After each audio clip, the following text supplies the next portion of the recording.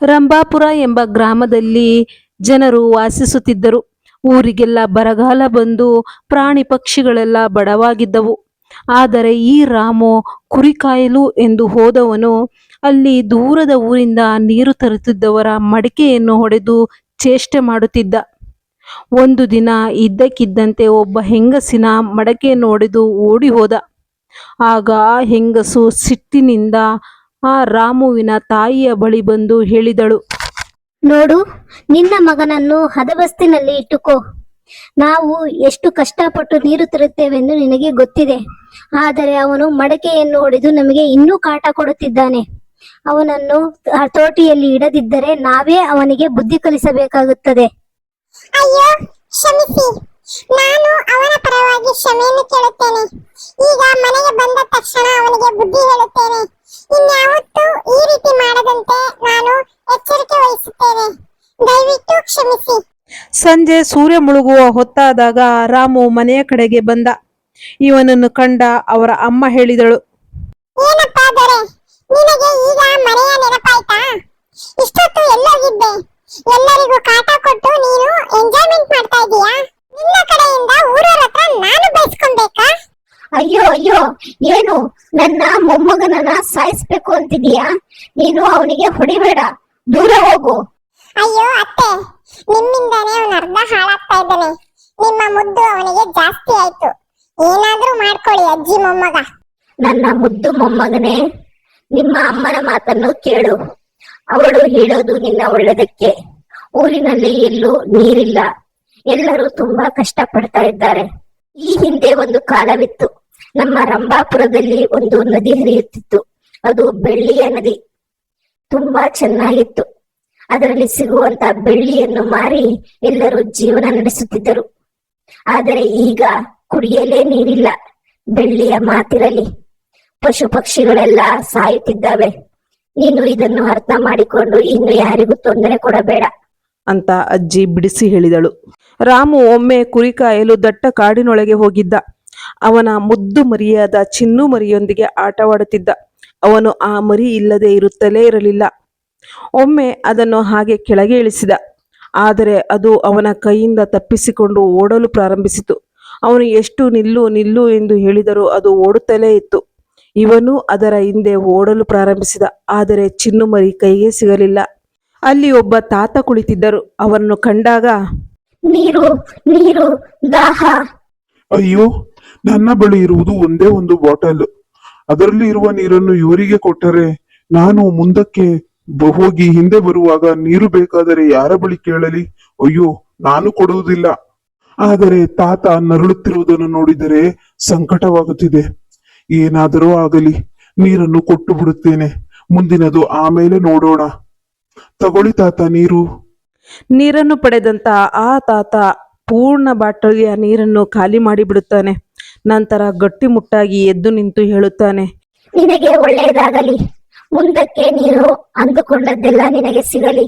ಅಯ್ಯೋ, ಮೊದಲು ನನ್ನ ಚಿನ್ನು ಮರಿ ಸಿಗಲಿ, ಆಮೇಲೆ ಕುಡಿಯೋ ನೀರು ಸಿಗಲಿ. ಇನ್ನೇನು ನನಗೆ ಬೇಕಾಗಿಲ್ಲ. ಹಾಗೆ ಮುಂದೆ ಬರುವಾಗ ದೊಡ್ಡದೊಂದು ಸೇತುವೆ ಕಾಣುತ್ತದೆ. ಅದು ಮುಂಚಿತವಾಗಿಯೇ ಮುರಿದಂತೆ ಇರುತ್ತದೆ.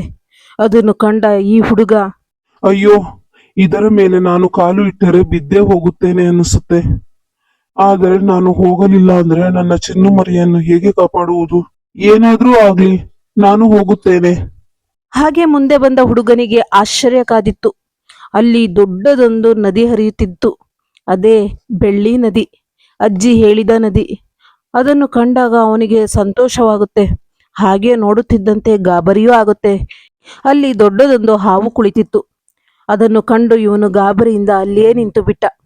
ತಕ್ಷಣ ಆ ಹಾವು ಹೇಳಿತು, ಬಾ ಮಗುವೆ ಬಾ, ನಾನು ನಿನಗಾಗೆ ಕಾಯುತ್ತಿದ್ದೆ. ನೀನು ಬರುವುದಿಲ್ಲ ಅಂದುಕೊಂಡೆ, ಆದರೆ ನೀನು ಧೈರ್ಯ ಮಾಡಿ ಇಲ್ಲಿಗೆ ಬಂದಿದ್ದೀಯಾ. ನೀನು ನನಗೇಕೆ ಕಾಯುತ್ತಿದ್ದೆ? ನಾನೇಕೆ ಇಲ್ಲಿಗೆ ಬರಬೇಕಿತ್ತು? ಅಯ್ಯೋ, ಈ ಹಾವು ನನ್ನ ಚಿನ್ನು ಮರಿಯನ್ನು ತಿಂದಿರಬೇಕು. ಈಗ ನನ್ನನ್ನು ತಿನ್ನುತ್ತೆ ಅನ್ಸುತ್ತೆ. ನೀನ್ ಏನು ಯೋಚನೆ ಮಾಡ್ತಾ ಇದೀಯ ಅಂತ ನನಗೆ ಗೊತ್ತು. ನಾನು ನಿನ್ನನ್ನು ತಿನ್ನುವುದಿಲ್ಲ. ನಾನು ಈ ನದಿಯನ್ನು ಕಾಯುತ್ತಿರುವ ನಾಗಸರ್ಪ. ನಾನು ನಿನ್ನ ಬರುವಿಕೆಗಾಗಿ ಕಾಯುತ್ತಿದ್ದೆ. ಯಾಕೆಂದ್ರೆ ನಾನು ಈಗಾಗಲೇ ನಿನಗೆ 2 ಪರೀಕ್ಷೆಯನ್ನು ನೀಡಿದ್ದೆ.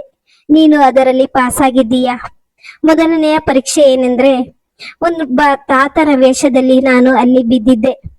ನೀನು ನನಗೆ ಸಹಾಯ ಮಾಡ್ತೀಯೋ ಇಲ್ಲೋ ಅಂತ ನೋಡ್ದೆ, ಆದ್ರೆ ನೀನು ನನಗೆ ಸಹಾಯ ಮಾಡಿದ್ದೀಯಾ. ನಂತರ ನಿನಗೆ ದೊಡ್ಡದಾದ ಸೇತುವೆಯನ್ನು ನೀಡಿದ್ದೆ, ಅದರಿಂದ ದಾಟಿ ಬರುವುದಿಲ್ಲ ಎಂದುಕೊಂಡೆ. ಆದರೆ ನೀನು ಒಂದು ಪ್ರಾಣಿಗಾಗಿ ಸೇತುವೆಯನ್ನು ದಾಟಿ ಬಂದಿದ್ದೀಯಾ. ಇದರಿಂದ ನನ್ನ ಮನಸ್ಸು ತೃಪ್ತಿಯಾಗಿದೆ. ಆದ್ದರಿಂದ ನಿನಗೆ ಏನು ಬೇಕು ಕೇಳು, ನಾನು ನಿನಗೆ 2 ವರ ಕೊಡುತ್ತೇನೆ. ಅಯ್ಯೋ, ಇದು ಹೇಳುತ್ತಿರುವುದು ನಿಜಾನಾ? ಏನಾದ್ರೂ ಆಗ್ಲಿ, ಕೇಳೋದು ಕೇಳೋಣ. ನನಗೆ ನನ್ನ ಚಿನ್ನು ಮರಿಬೇಕು, ಹಾಗೆ ನಮ್ಮ ಊರಿಗೆ ಕುಡಿಯಲು ನೀರು ಬೇಕು. ಅದನ್ನು ನೀನು ಕೊಡುವೆಯಾ? ಸರಿ, ತೆಗೆದುಕೋ. ನಿನ್ನ ಚಿನ್ನು ಮರಿ ನಿನ್ನ ಪಕ್ಕದಲ್ಲೇ ನಿಂತಿದೆ ನೋಡು. ಅಯ್ಯೋ, ನನ್ನ ಚಿನ್ನು ಮರಿ ಇಲ್ಲೇ ಇದೆ. ನಿಜವಾಗಲೂ ಧನ್ಯವಾದಗಳು. ನಾನು ಇಲ್ಲಿಯವರೆಗೆ ನಿನ್ನನ್ನು ನಂಬಿರಲಿಲ್ಲ, ಆದರೆ ನೀನು ನನ್ನ ಚಿನ್ನು ಮರಿಯನ್ನು ಹಿಂದಿರುಗಿಸಿದ್ದೀಯಾ. ಧನ್ಯವಾದಗಳು. ಈಗ ನಿನ್ನ 2ನೇ ಕೋರಿಕೆಯನ್ನು ಈಡೇರಿಸುವ ಸಮಯ. ನಿನ್ನ ಬಳಿ ಇರುವ ಬಾಟಲ್ನಲ್ಲಿ ಇಲ್ಲಿರುವಂತಹ ನೀರನ್ನು ತುಂಬಿಕೊಂಡು ಹೋಗಿ ನಿನ್ನ ಊರಿನ ಕೆರೆಗೆ ಹಾಕು. ಅಲ್ಲಿರುವಂತಹ ಕೆರೆ ತುಂಬಿ ಹರಿಯುತ್ತದೆ. ಆದರೆ ಒಂದು ವಿಷಯ, ನಿನ್ನ ಊರಿನವರಿಗೆ ಇನ್ನು ಮುಂದೆಯಾದರೂ ಸ್ವಚ್ಛತೆಯನ್ನು ಕಾಪಾಡಿಕೊಂಡು ಗಿಡ ಮರಗಳನ್ನು ಬೆಳೆಸಿ ಆ ನದಿಯನ್ನು ಸುರಕ್ಷಿತವಾಗಿ ನೋಡಿಕೊಳ್ಳುವಂತೆ ತಿಳಿಸು.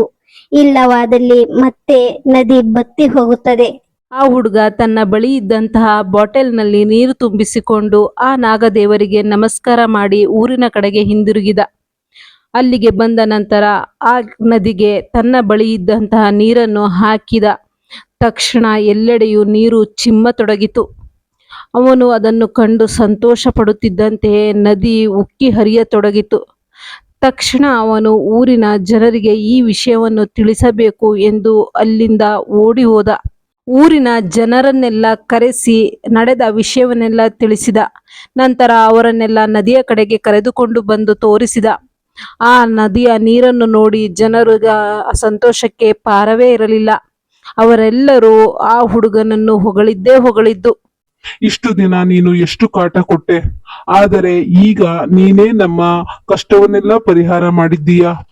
ನಿನಗೆ ನಾವು ಏನು ಹೇಳುವುದು ಎಂದು ತೋಚುತ್ತಿಲ್ಲ. ಇಷ್ಟು ದಿನ ಬೈದಿದ್ದಕ್ಕೆ ಕ್ಷಮಿಸಿಬಿಡು. ಸದ್ಯ ನೀನು ನನ್ನ ಹೆಸರು ಉಳಿಸಿಬಿಟ್ಟೆ, ಇದೇ ನನಗೆ ಸಂತೋಷ.